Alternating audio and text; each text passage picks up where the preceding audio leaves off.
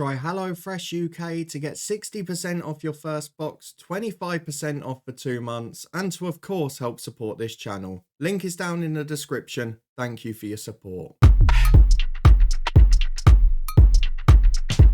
Well, the Championship is back for matchday 17 after a 2-week international break, thankfully the final one of the year.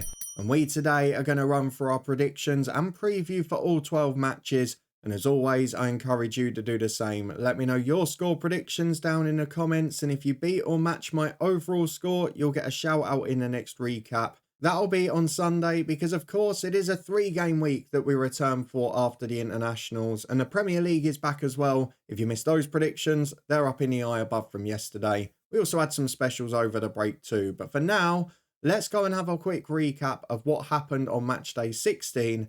Where thankfully at last I ended the rot and picked up a couple of perfect scores. I got 2, one for Sunderland's 3-1 win against Birmingham, one for Ipswich's 3-2 win at home to Swansea, and that was among 10 points overall with 4 other correct outcomes. A couple of other ones that were narrowly missed out on. And most of the comment section unfortunately had trouble at the weekend, as did I with some games, because we went a bit higher scoring and a bit optimistic. 8 teams out of 24 drew a blank, a third of the league failed to score, and unfortunately that affected scorelines across the board. Despite that though, 3 of you beat my total of 10 points, so a quick shout out to you. Luke on 11 managed to beat my score, the only man to beat me in both the Premier League and Championship predictions last time out. Mella on 12, another of the regulars, and then the winner is back again. Steve with 14 points runs away with the matchday 16 title. But that is matchday 16 over and done with, and 2 weeks later, we are back for matchday 17. At the time of recording, Rotherham have not appointed a manager, and there is no clear favourite for the job still. But by Friday night, for the opening game, Rotherham United versus Leeds United, there may well be someone in charge, so I could end up looking pretty silly in this one. But I'm looking at this game, and we go back to what we've said a lot of this season. Rotherham away from home have been appalling. They've been battered in loads of games. At home, they've been competitive.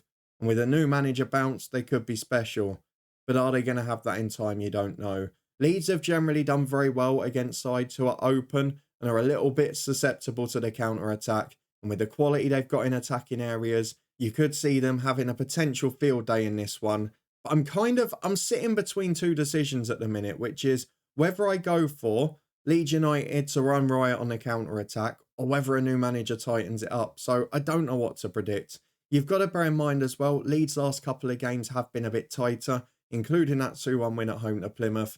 But they were excellent away at Leicester in a very different type of game the week before. For Rotherham, away at Watford, they were appalling. Watford are a side that have struggled for goals this year while they've been defensively solid. And Rotherham made them look like prime Barcelona. It was really quite frightening. They carved them open at will. They looked like scoring every time they attacked. And in the end, I kind of understand Matt Taylor going, but there'll be a manager special whenever that decision is made. For now, in this game, even with a new manager in, I'm going to go for Leeds just to edge it. I honestly feel their only big problem for the rest of the season is getting through the January transfer window, because we saw the chaos August caused with loads of players moving out. If they can get through January without any big unrest, I think they'll probably be all right. But I'm going to go for Leeds to win it. Maybe slightly less than I would have before because of their recent tight games and the possibility of a new Rotherham man. I'm going to go for Leeds to win by 2-1. But given the manager situation, this one is a very tricky one to predict. Moving on to Saturday though, we have got 10 3 p.m. kickoffs, and the first of them is Birmingham City versus Sheffield Wednesday. Now, both of these sides are in appalling form. Sheffield Wednesday have won 1 game all season. Birmingham are without victory in 5 and have not won since their last game under John Eustace. Now, we did mention in the Wayne Rooney manager special that despite the disagreement with the sacking, despite the fact that we think it's the wrong decision, Wayne Rooney was given a bit of a hard time because he's come in for the first 5 games, which are pretty horrid on paper. So it wasn't the easiest start. This game, though, there's no excuse, because if you can't beat the team that's only won 1 game all season, and quite frankly was hacked to shreds by Millwall in the last game, there are going to be serious question marks asked, and rightly so. We've seen at Sheffield Wednesday this season, when they've tried to be compact, they've had no goal threat at all. They've only scored 7 goals in 16 games. And we've seen that when they've tried to be a little bit more expansive, they've been carved open, as we've seen against Millwall. The only win they've got is at home to Rotherham, who are the worst away team in the league, and they haven't won an away game all year, albeit they did manage to frustrate Leeds to a 0-0 earlier in the season. So that is the only scoreline I can see Sheffield Wednesday getting. If you take out that Rotherham win, that's the only time they've scored in their last 6 matches. For Birmingham, though, the biggest problem since Wayne Rooney has come in is that they're conceding goals galore. They've let in 10 goals in their last 4 games. They've looked like conceding quite frequently. And for me, that's the big test in this game. Can they keep a clean sheet against a side that don't often score goals? If they can't, there's going to be some questions asked. For me, I'm going to go with Birmingham to win it, just because I think they have to. Sheffield Wednesday look uninspiring going forward. They've looked poor against everyone apart from Rotherham. And I'm going to go for an ugly win. I don't actually think this is going to be a great game. Birmingham could probably do with a statement. I think it's only going to be a 1-0 win. Wayne Rooney, I'm sure, will take it though. As we move on to another big game, it's 10th v 11th in fact, isn't it? We've got Bristol City versus Middlesbrough. Liam Manning started his reign at Bristol City with a 0-0 draw away at QPR. But it wasn't a great game, was it? Let's be brutally honest. We predicted a low-scoring one. QPR didn't muster a shot on target, which is a positive for Bristol City defensively.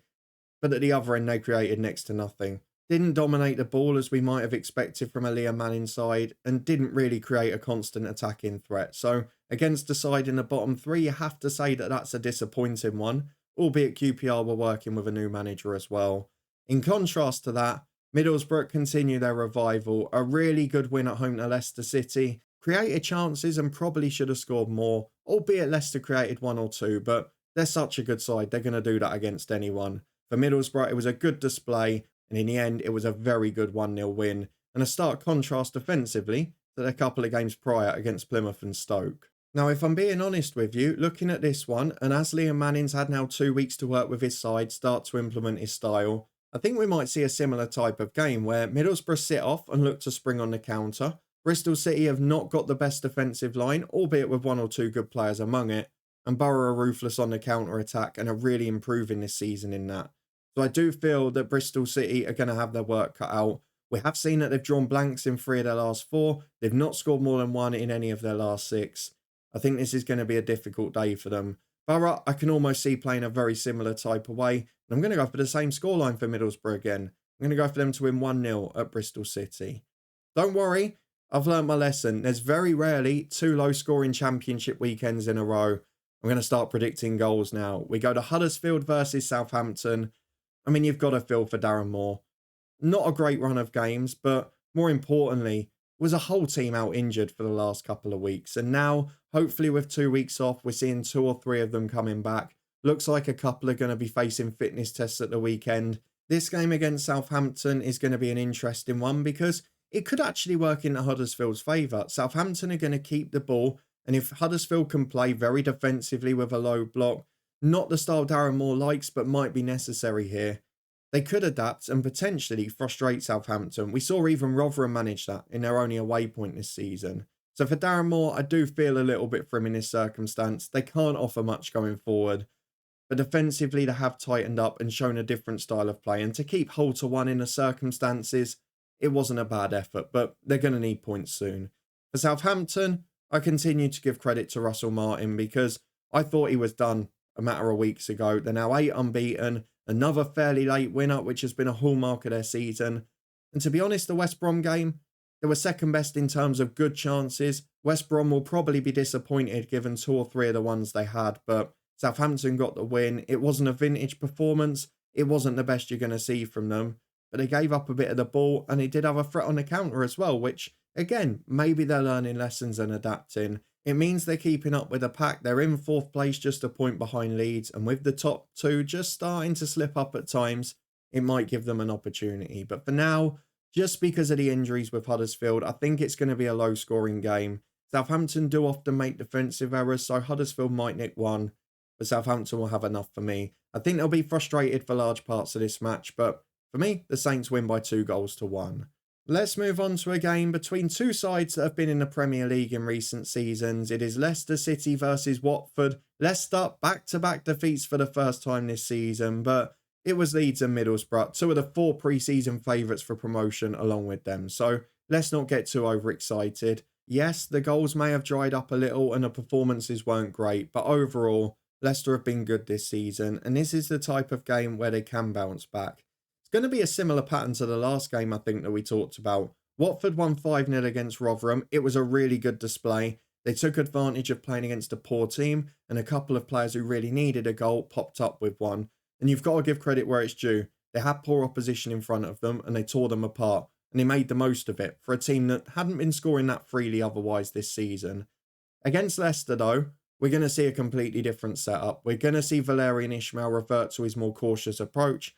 And Watford haven't really got that outright quality up front to be able to cause a constant threat. This is the Championship, and if you ever wanted to play Leicester, it probably is after 2 defeats. But I'm not sure it's going to be enough in this one. I can't see Watford offering a goal threat. If you go prior to that, they'd only scored 5 in 5, and 2 of those were against managerless Millwall.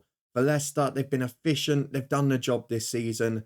I don't think it's going to be a really convincing game. I don't think it's going to be a particularly entertaining one to watch. But I think eventually Leicester will wear them down. They'll get back to winning ways. I'm going to go by 2-0. But Watford against Rotherham, credit where it's due. They were excellent against poor opposition. Let's move on to a game between one of the newest serving managers to one of the longest serving ones. It is Millwall versus Coventry City. We said it last time. We didn't know what to expect from Millwall. And yes, it was against poor opposition again. But it was a fabulous display. They were ruthless. They created very good chances. And they looked a big threat on the counter. A 4-0 win there. A couple of changes in the team and a bit more pace brought in.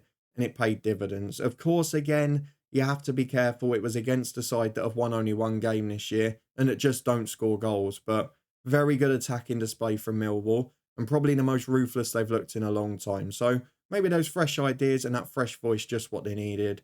For Coventry, the frustration continues. Of course, there was a positive from the game against Stoke, a 0-0 draw.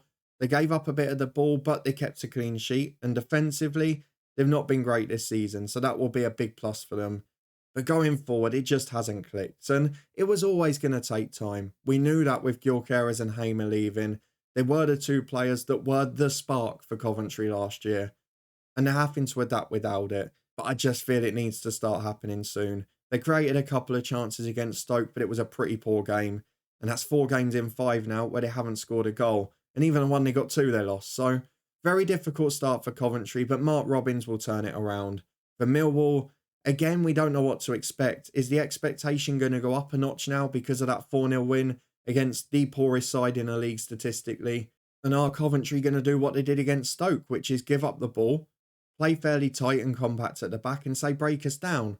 I think that's the way they're going to go at the moment. So I'm not sure this is going to be as clear-cut as the last one was for Millwall. Of course, we all called that wrong. No one went for a 4-0 Millwall win. But I do feel this could be a frustrating day. Part of me wanted to go for 2-1 Millwall, but I've not gone for many draws today, and I couldn't find many cases for a Championship's favourite scoreline. So purely on that basis and my superstition that I can't not predict one in a weekend, I'm going to have to apologise to Millwall fans and go for a 1-1 draw. Let's move into the second half of the fixtures. It is Norwich City versus Queen's Park Rangers. Norwich shocked everyone by beating Cardiff. It was a great late comeback in that game, in a game that nobody expected them to win. Boy, did they need it. Still poor defensively. They've now got the joint worst record in the league thanks to Rotherham shipping 5. But it wasn't good at the back, let's be honest. Going forward, more promising signs, but that's not really been so much of a problem for them this year. They've just got to improve defensively. It's almost a bit of a weird situation. If they hadn't come back in that game, I think we might have been talking about a Norwich manager special. And now they've got an opportunity to find some form. And this is going to be an interesting game for them. They're at home to a side in the bottom 3, but a side that have looked a lot better under Martí Cifuentes. And weirdly, probably better defensively than going forward. They are keeping the ball a bit better in games, which means they're not inviting as much pressure. Their defence isn't under constant threat and constant bombardment. But it hasn't been a particularly free-flowing display going forward. Against Bristol City, no shot on target, a really poor game. So for Norwich, this game becomes very important. But for QPR, if you ever wanted an opportunity to score goals, this and the Rotherham game are the ones you have to go for. Going away to Norwich, there's going to be expectation that they're aggressive, they're attacking. If Norwich score early and score the first goal, I think they will go and romp to victory. I'm going to bank on that not happening. And I think we're then going to see a bit of a topsy-turvy game with lots of second half goals. So as a result of that, I'm going to stick my neck on the line with a 2-2 draw. Nothing in QPR season would suggest that. They've scored 11 goals in 16, but this is the Championship. It's impossible to predict. So I'm going to go for 2 goals apiece. Let's move on to a game that on paper looks like it should be the thriller of the week. It is Plymouth Argyle versus Sunderland. For Sunderland fans making a trip, I mean, fair play to you. That is one hell of a journey. For Sunderland, they come into it off a very good win against Birmingham. Good performance, good result. Birmingham did create a bit against them. Of course, it was a special moment for Bellingham against his former club, but overall, a very good result for them. And they continue to do well yet again. For Plymouth, they gave Leeds a game, but again, defensively, they're so susceptible. They were beaten comfortably, and Leeds created glorious chances. If they'd had their shooting boots on, could have been 4 or 5 on another day. But Plymouth at home have been competitive. When they've not played one of the bottom sides, they've struggled not to ship goals, but they've been very good going forward. They scored 3 against Borough, scored 6 against Norwich. They're a creative spark, but they're going to concede goals here. Sunderland last season, and even at times this, have been one of the best counter-attacking teams in the Championship. They've got informed players who are a constant threat on the break, and when you go into this game, I just see goals galore. I don't see a way this isn't an entertaining game. I was going to stick safe and go for a 3-1 again for Sunderland, but I do think Plymouth will be more of a threat than that. There is every argument to make that Plymouth could win this 3-2, Sunderland could win it 6-5. I'm going to go somewhere in the middle, and I haven't gone for a quite crazy score for a while. I'm going to go for Plymouth Argyle 2, Sunderland 4. I just think attacks will win at both ends here, but Sunderland have got that little more attacking threat. On the flip side of that, let's move on to a game that probably promises to be quite cagey. It is Preston North End versus Cardiff City. Don't be fooled by the fact that Cardiff were in a thriller last week and Preston were, well, in 2 pretty high-scoring games recently. A very good win for them against Blackburn to go for back-to-back wins after a disappointing spell. The problem with Preston, though, they never dominate a game. Like, they never just go and be comfortably the better side. It was very rare. In the Blackburn game, Blackburn had the better chances in what was a fairly even game aside from that. In the Coventry game, it was pretty even. Yes, Preston had the best chances, but Coventry still had plenty of them.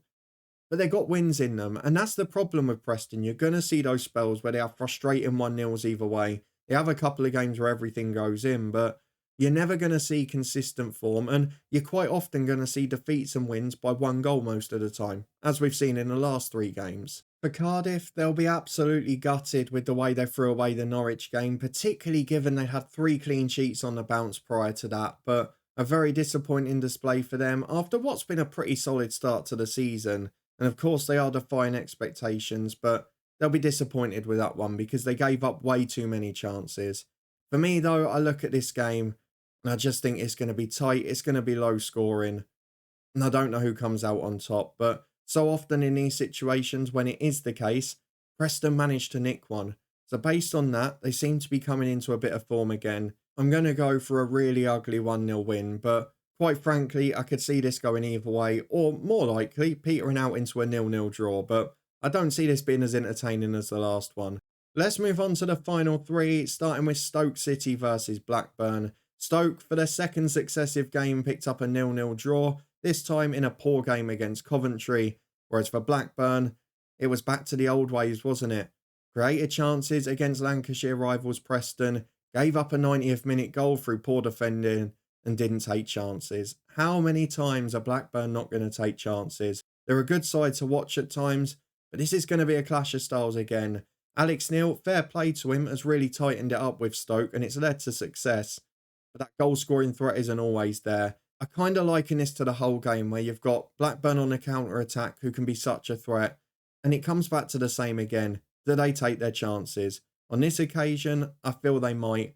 I'm going to go for them to edge a pretty cagey game by 2-1, just because surely 1 in every 2 or 3 games they've got to take them. Let's move on to the final 3 p.m. kickoff, which is Swansea City versus Hull City. Swansea beaten in a thrilling game at Ipswich by 3-2, with a perfect score prediction as well. A red card, a little bit of a blow there, but look, let's be fair, Ipswich soundly beat them, and if they'd taken their chances, particularly later on in the second half, it could have been 4, 5 or 6. I think officially they had 6 clear-cut chances, but there were a couple of big misses in there.